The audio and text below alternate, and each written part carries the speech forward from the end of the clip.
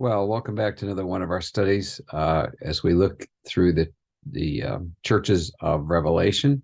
Today is part one of our study of the church in Smyrna, and we'll look at the scripture related to that right now from Revelation 2, 8 through 11. So follow along, please, as I read.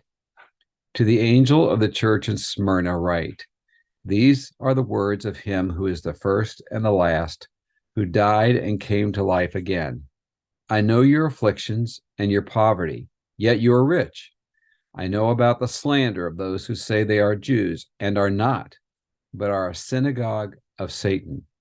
Do not be afraid of what you are about to suffer. I tell you, the devil will put some of you in prison to test you, and you will suffer persecution for 10 days. Be faithful, even to the point of death, and I will give you life as your victor's crown. Whoever has ears, let them hear what the Spirit says to the churches. The one who is victorious will not be hurt at all by the second death. Well, in the early days of the Salvation Army, in Great Britain, United States, Canada, Switzerland, France, and then a lot of countries and colonies, the early years were very difficult. It suffered severe persecution. Its outdoor meetings were attacked by mobs that threw stones, rotten fruit, and vegetables, pushed down and beat the Salvationists, and some died.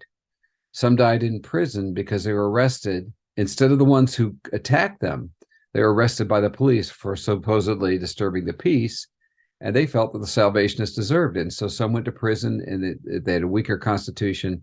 The prisons were not very clean in those days, would catch a disease such as tuberculosis and so on and die as a result. And some died actually from the stones and things that were thrown. They were injured. The Salvation Army was scorned by the established churches because they felt they were too crude and in their approach, they were, of course, the Salvation Army was a magnet for the very poorest of the poor. And those are the ones that, frankly, at that time, the churches didn't care to deal with. They felt that they were perhaps beyond salvation. There also was some fear that the Salvation Army, since it worked among the poor, would create a spirit of unrest, and that with that unrest, there would be a revolution, such as the communists advocated. Others found the military style of the Salvation Army to be amusing and something to make fun of, and so they had a good time of it. The Skeleton Army, for example, was formed to caricature the Salvation Army and fight against it. Others were very offended by the Salvationists' confrontational Christianity. It was not unusual for a Salvationist just to come up bluntly, ask someone, "Are you saved?" And so they didn't like that. The Salvation Army was slandered for all sorts of things. It was constantly in a state of poverty. It was attacked on every side, even as it expanded around the world. One morning, there was a particularly ruthless attack in the London Times on the Salvation Army. Bramwell Booth, the oldest child of William and Catherine Booth, and also the second in command of the Salvation Army, was complaining to his father about this attack. And he thought the army should be treated better by the press. The old general said wisely, 50 years hence, it will matter very little indeed how these people treated us. It will matter a great deal how we dealt with the work of God. Now, the people of Smyrna understood that same idea because they were a persecuted church. Let's talk a little bit about the background of Smyrna. It's rather interesting. Smyrna actually comes from the word myrrh, and myrrh was a spice that was used for the preparation of bodies for death. So even in its name, Smyrna spoke of death, and that becomes more interesting to us. Myrrh also means bitter, and so because it was a bitter spice, that myrrh was a bitter spice.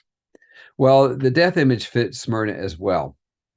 It was founded in the 11th century BC, so a very old city, and it enjoyed for many years great prosperity and power. But when the Lydian Empire started to expand, the first point of attack was from where they were. And we'll talk about the Lydian Empire later when we talk about Sardis. But Smyrna was the first point of attack when they began to expand. Well, the Smyrnians did very well. They fought against the Lydians. They actually repelled them. And in doing so, they actually added some territory to their land, which was unexpected. But it became very prideful and lazy. And as a result, that led to its undoing. Later on, the Lydians attacked again under Croesus, who was their most famous king. And in 580 BC, the city fell. And when the Lydians conquered Smyrna, they totally destroyed it. It was not enough to sack it. They leveled it to the ground in their anger. And so all that was left was massive ruins and small villages where the city used to be. And so Smyrna, which was the birthplace of Homer, who wrote the Odyssey and the Iliad, was nothing really but dust. Well, it remained insignificant until 400 years later, when Alexander the Great came, and when he saw the ruins of the great city, he was intrigued by it, and he decided he would sleep that night under the old Acropolis of Smyrna. And he had a dream that he was to rebuild the city. Now, you remember, we talked about Alexander the Great having a dream and rebuilding the Temple of Diana. So apparently Alexander the Great, if he had a dream, something was going to be built. And that was the case here with Smyrna. He immediately set to work, and he designed really what was an ideal city. He moved it closer to a natural spring so that it would be better taken care of. He designed wide streets. Now, wide streets are very unusual in the ancient world, and they were straight. And so they were a joy for people to travel on. It was a real luxury. It had a marketplace, a gymnasium, a stadium, and a theater that could seat 20,000 people. Its harbor was ideal because it was strategically important, because it could be enclosed in times of war to protect a fleet against attack. So it was really wonderful. Mount Pagos was ringed with a new set of temples to the Greek gods, and that dominated the skyline. And it really was like a crown on top, and that'll become important to us later on when we talk about Jesus' message to the church there in Smyrna. It was a spectacular city that had risen from the ruins. It had been dead, and it had been resurrected. And again, the Lord uses that theme when he speaks to Smyrna. Well, when the Roman Empire began to form, Smyrna was one of the first cities that came along and allied itself to Rome. They could see what was coming, and they decided they would do that. And they were very loyal to Rome and stayed loyal to Rome through all the centuries of their existence until pretty much in 175, the city was destroyed by a great earthquake. But up until then, they were very loyal to Rome. Now, the church suffered greatly in Smyrna. We're going to talk about that in the next week or two.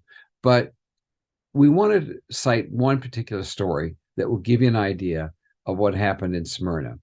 One of the most famous early church leaders was Polycarp. And Polycarp was a bishop, and he was living in Smyrna. He's a very godly man. And there was a friction because of his alliance with Rome. One of the things that Smyrna had done is it was one of the first places. Well, it was the first place to actually erect a temple to the goddess Rome. There wasn't a real goddess called Rome, but they made a goddess called Rome.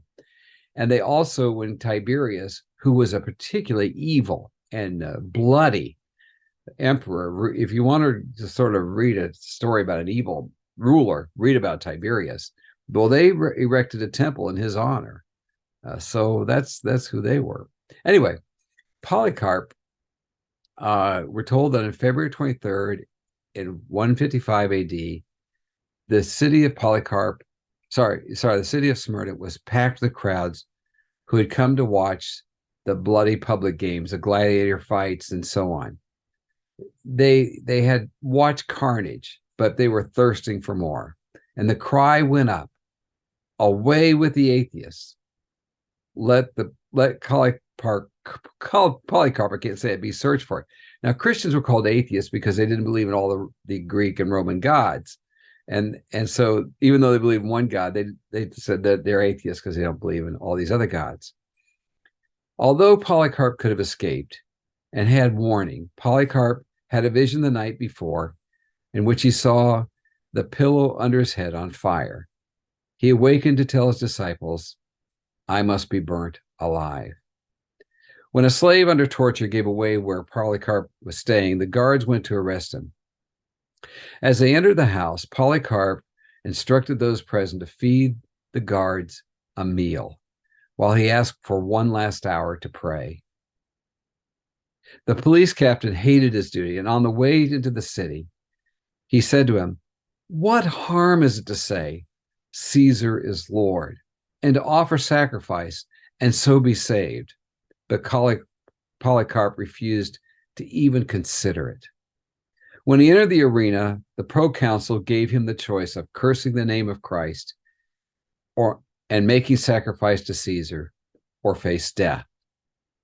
In one of history's greatest statements, I love this. It moves me every time I read it.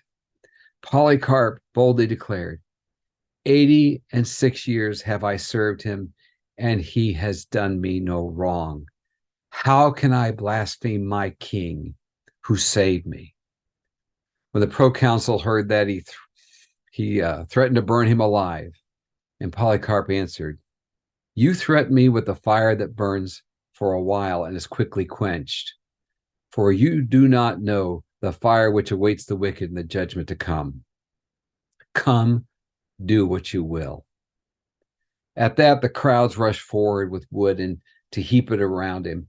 And when they sought to tie him to the post, he said, leave me as I am, for he who gives me the power to endure the fire will grant me to remain in the flames unmoved. And so he left him there. And the fire, as they set fire, and Polycarp died. And those who standing around him said that the aroma smelled like baking bread. Can we be faithful if we're called upon as Polycarp was? The people in Smyrna were, and we're going to talk about them more in the coming weeks. God bless you.